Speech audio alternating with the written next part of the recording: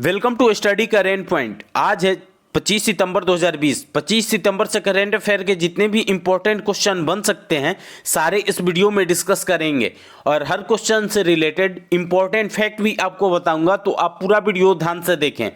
इससे पहले हमारे चैनल पर नए हैं तो सब्सक्राइब करके बेल के आइकन को दबा दें, जिससे कि पल पल की अपडेट आपको मिलती रहे। तो चलिए शुरू करते हैं।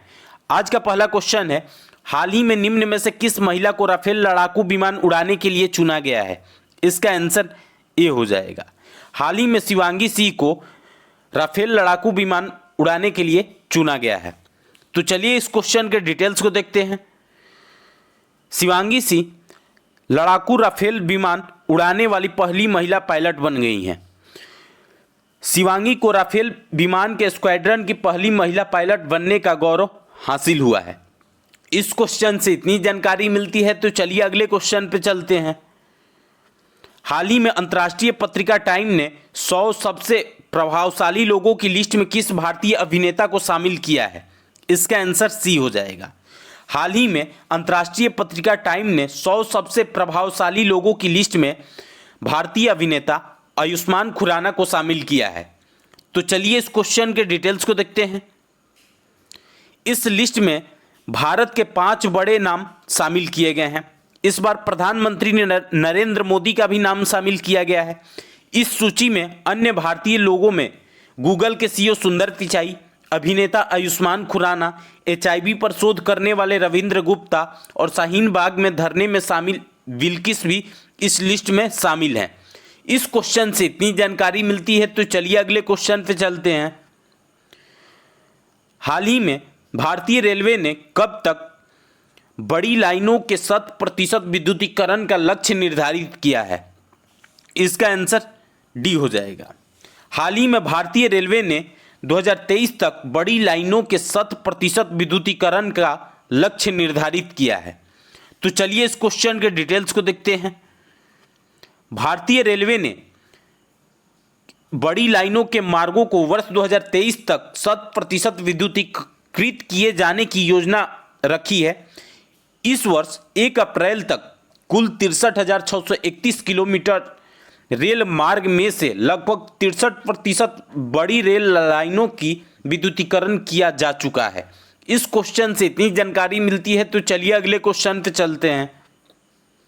हाल ही में संयुक्त राष्ट्र ने कोरोना महामारी की सुस्ती के कारण 2020 में निम्न में से कितने प्रतिशत भारत की अर्थव्यवस्था रहने का अनुमान लगाया है? इसका आंसर बी हो जाएगा। हाल ही में संयुक्त राष्ट्र ने कोरोना वायरस महामारी की सुस्ती के कारण 2020 में 5.9% भारत की अर्थव्यवस्था रहने का अनुमान लगाया है। तो चलिए इस क्वेश्चन के डिटेल्स को देखते हैं। संयुक्त राष्ट्र की एक रिपोर्ट में कहा गया है कि कोविड-19 महामारी के प्रकोप के चलते भारतीय अर्थव्यवस्था में 2020 के दौरान 5.9% की कमी आने का अनुमान है। इस क्वेश्चन से इतनी जानकारी मिलती है। तो चलिए अगले क्वेश्चन पे चलते हैं। हाल ही में किस राज्य में देश के पहले चिकित्सा उपकरण पार्क का शिलान्यास किया गया है? इसका आंसर डी हो जाएगा।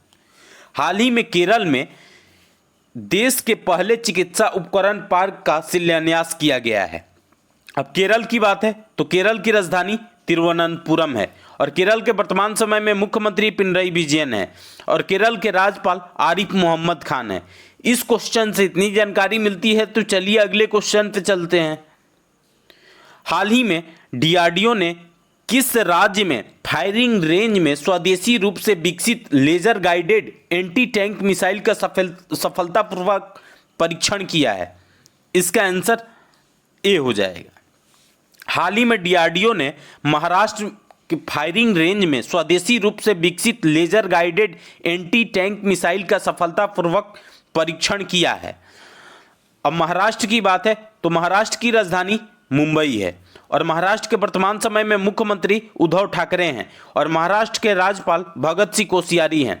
अब डीआरडीओ ने यह परीक्षण किया है तो डीआरडीओ का full form defence research and development organisation है और डीआरडीओ की स्थापना 1958 में हुई थी और डीआरडीओ का हेडक्वार्टर नई दिल्ली में स्थित है और डीआरडीओ के वर्तमान समय में अध्यक्ष हैं जी सतीश रेड्डी।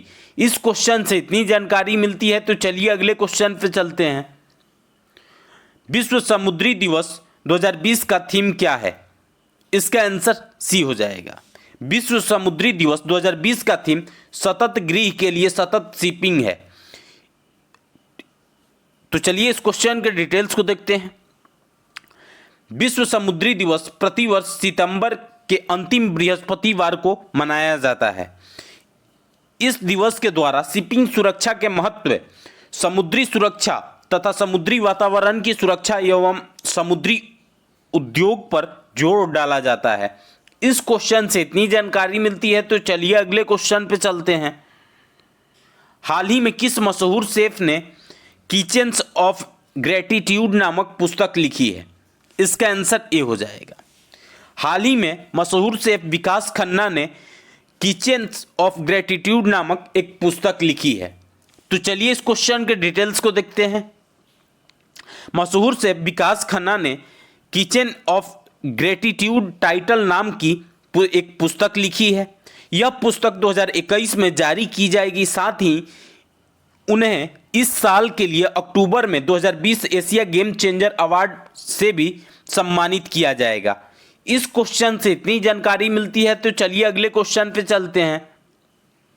हाल ही में निम्न में से किस देश ने भारत समेत 3 देशों की यात्रा पर प्रतिबंध लगा दिया है? इसका आंसर बी हो जाएगा। हाल ही में सऊदी अरब ने भारत समेत 3 देशों की यात्रा पर प्रतिबंध लगा दिया है। तो चलिए इस क्वेश्चन के डिटेल्स को देखते हैं। सऊदी अरब ने भारत समेत 3 देशों की यात्रा पर प्रतिबंध लगा दिया है। कोरोना वायरस के मद्देनजर सऊदी अरब ने इन देशों से आने वाले लोगों पर भी रोक लगा दी है। भारत के अलावा इसमें ब्राजील और अर्जेंटीना भी शामिल है। इस क्वेश्चन से इतनी जानकारी मिलती है। तो चलिए अगले क्वेश्चन पे चलते हैं। हाल ही में किस रेल राज्य मंत्री का 65 वर्ष की उम्र में कोरोना के कारण निधन हो गया है? इसका आंसर सी हो जाएगा। हाल ही में सुरेश अंगड़ी जो कि रेल राज्य मंत्री थे, इनका 65 वर्ष की उम्र में कोरोना वायरस के कारण हाल ही में निधन हो गया है। तो चलिए इस क्वेश्चन के डिटेल्स को देखते हैं। रेल राज्य मंत्री सुरेश अंगड़ी का कोरोना वायरस महामारी के वजह से निधन हो गया है। कोरोना संक्रमण से जान गंवाने वाले यह पहले केंद्रीय मंत्री सुरेश अंगड़ी 65 वर्ष के थे। इस क्वेश्चन से इतनी जानकारी मिलती है। तो चलिए अगले क्वेश्चन पे चलते हैं। हाल ही में किस राज्य ने कोविड-19 के टीके कोवैक्सीन के तीसरे चरण के परीक्षण की अनुमति दी है? इसका आंसर डी हो जाएगा।